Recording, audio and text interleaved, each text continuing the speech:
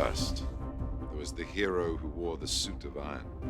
Then a scientist with anger issues. The god of thunder himself. And of course, the first Avenger.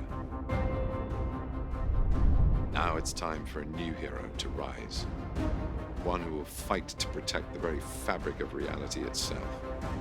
Behold the majesty of Doctor Strange.